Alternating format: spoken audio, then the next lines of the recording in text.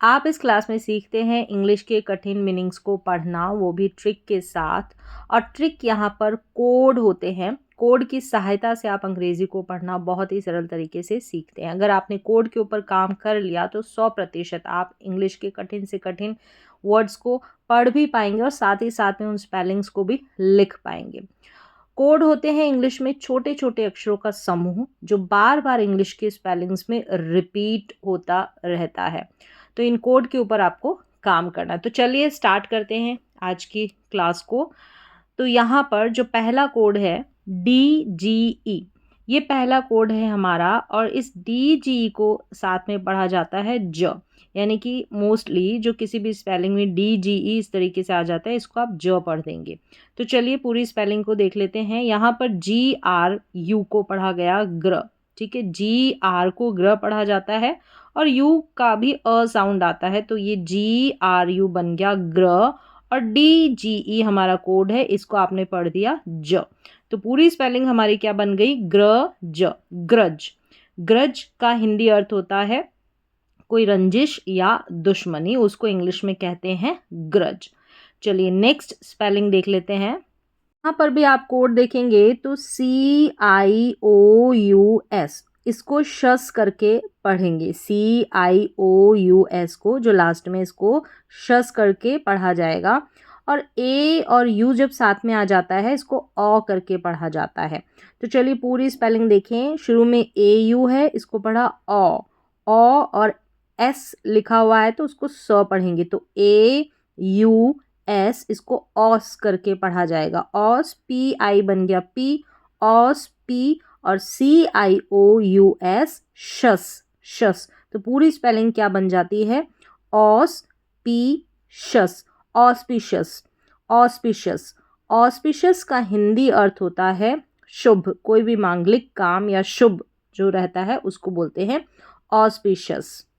तो चलिए अगली स्पेलिंग यहाँ पर देखेंगे तो BAR, ये बन गया बार, BA बे, बार बे, RI री, और AN अन, रियन, रियन। तो पूरी स्पेलिंग क्या बन गई?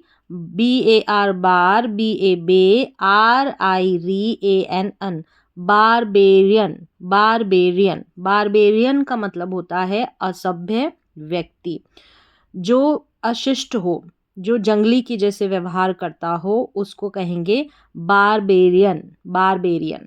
चलिए नेक्स्ट स्पेलिंग देखेंगे। यहाँ पर देखिए कोड है ABLE, इसको एबल पढ़ेंगे। और TION रहता है तो शन पढ़ा जाता है। और TIO, इसको श पढ़ा जाता है। TIO को श पढ़ा जाता है और N लग जाता है तो शन पढ़ते हैं। तो चलिए पूरी स्पेलिंग को देखते हैं। यहाँ पर है सबसे पहले OB, ओब, यानी ओ को ओ, बी को ब, तो ओब। फिर है JEC, जैक, इसको पढ़ेंगे जैक, ऑब जैक। क्या बन गया? OB ऑब, JEC जैक।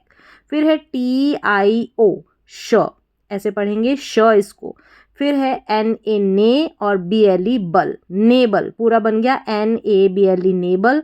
तो यहाँ पर देखिए BLE रहता है उसको बल पढ़ते हैं, ABLE रहेगा एबल पढ़ेंगे। तो इस तरीके से भी आप कोड याद रखें। ABLE को एबल पढ़ते हैं और BLE को बल पढ़ते हैं। तो एबल या एबल दोनों तरीके से प्रोनाउंस करते हैं। तो पूरी स्पेलिंग क्या बन गई? OB ऑब, JEC जैक, TIO श, NA ने, BLE बल, ऑब जैक श ने बल, ऑब्जेक्शनेबल। ऑब्जेक्शनेबल का हिंदी अर्थ होता है आपत्तिजनक, ऑब्जेक्शनेबल। तो इस तरीके से आपको पढ़ना है, कोड को ध्यान रखना है। तो यहाँ पर TIONABLE, ये पूरा जो हिस्सा है इस स्पेलिंग का, ये तो कोड ही में आ गया। तो इस तरीके से आप कोड पे काम करेंगे तो आपको शुरू की स्पेलिंग देखनी है। OB को ऑब पढ़ा, फिर जैक बन गया, फिर श, NA ने, और BLE बल, ऑब्जेक्शनेबल। चलिए नेक्स्ट स्पेलिंग देखेंगे। तो यहाँ पर देखें ये जो स्पेलिंग है इसको हम जब भी बड़ी स्पेलिंग रहेगी, कोई भी कठिन मीनिंग रहेगा, तो उसको हम ब्रेक करके पढ़ेंगे, तोड़ तोड़ कर पढ़ेंगे। तो सबसे पहले आप पढ़ेंगे NOS को, ये बन गया नॉस, NOS नॉस। तो इस तरीके से ये भी कोड रहता है नॉस। फिर है TAL, टेल, नॉस्टैल और GIC, जिक, इसको जिक पढ़ दिया। NOS, नॉस्टैल और जिक, नॉस्टैल्जिक। इस तरीके से इस स्पेलिंग को हमने 3 पार्ट्स में डिवाइड किया, नॉस, फिर टैल और जिक। तो क्या बन गई पूरी स्पेलिंग? Nostalgic, nostalgic. नॉस्टैल्जिक का हिंदी अर्थ होता है बीते वक्त की याद दिलाने वाला, तो उसको बोला जाता है नॉस्टैल्जिक। आप बीते हुए समय की कुछ अच्छी यादों को याद करते हैं तो उसको इंग्लिश में बोलेंगे नॉस्टैल्जिक, नॉस्टैल्जिक। तो यहाँ पर सारे वर्ड्स जो है वो यूज़फुल भी रहेंगे, आपकी जो वोकैबलरी है उसको इम्प्रूव करने के लिए। पढ़ने के साथ साथ आपको हिंदी अर्थ भी यहाँ पर याद करने को मिलेंगे। तो चलिए नेक्स्ट स्पेलिंग देखेंगे। तो इस स्पेलिंग में देखिए लास्ट में RAL लिखा है, इसको तो रल पढ़ देंगे। अब शुरुआत में देखें आप, ई जो दे रखा है इसको ए, इसका उच्चारण करेंगे, ए बन गया। ई को हमने पढ़ा ए, PHE, फै। यहाँ पर PH जब रहता है ना उसको फ पढ़ते हैं। फिर से देखें, ई को ए, PHE, फै, ए, फै। ME को मी नहीं पढ़ेंगे, म यहाँ पर प्रोनाउंस करेंगे, ME साथ में म, और RAL बन गया रल, ए, फै, म, रल। पूरी स्पेलिंग क्या बन गई? अफैमरल, अफैमरल। इस तरीके से इसको प्रोनाउंस करेंगे। यहाँ पर बीच में ME दे रखा है तो इसको मी नहीं पढ़ेंगे, यहाँ पर म करके इसका उच्चारण होगा, अफैमरल। अफैमरल का हिंदी अर्थ होता है अल्पकालिक, यानी कि जो बहुत कम समय तक चलने वाला हो उसे बोलते हैं अफैमरल, अफैमरल। तो चलिए नेक्स्ट मीनिंग देखेंगे। TIC जो लास्ट में है इसको टिक करके पढ़ा जाता है, तो ये भी हमारा कोड है, मोस्टली इसको TIC को टिक करके पढ़ा जाता है। तो चलिए पूरी स्पेलिंग देखें। यहाँ पर ई दे रखा है शुरू में, तो ई को ए पढ़ेंगे, ठीक है, ए, NIG, इसको पढ़ा निग, एनिग। पूरा क्या बन गया? ए निग, ए निग।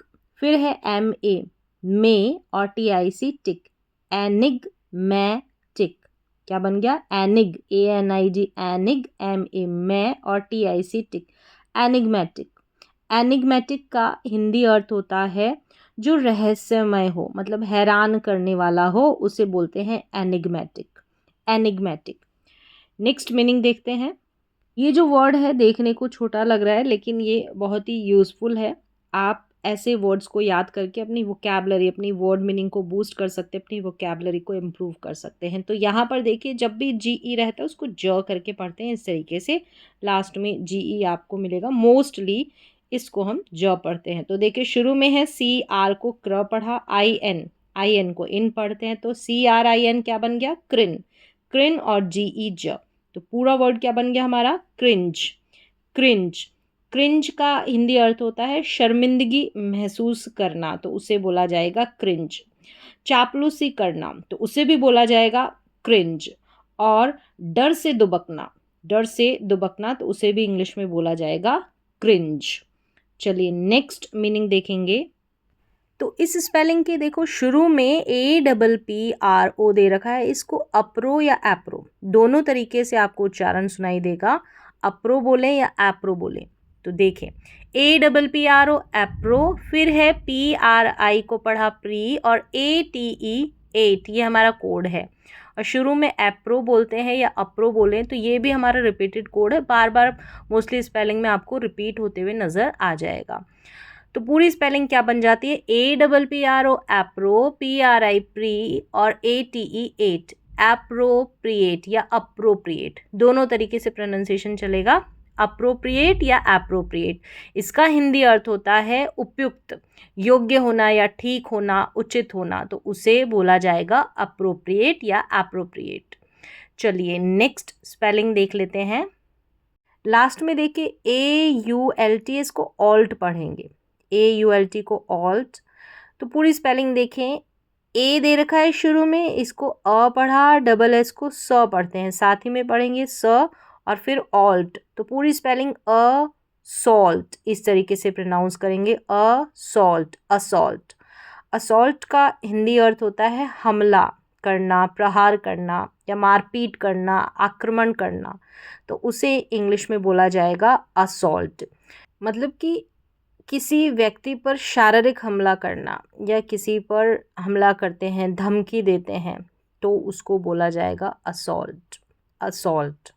आज की क्लास में बस इतना ही, मिलते हैं अगली क्लास में। तब तक के लिए आप करें इन सारे वर्ड्स की पढ़ने की प्रैक्टिस और साथ में इन मीनिंग्स को भी कर सकते हैं याद।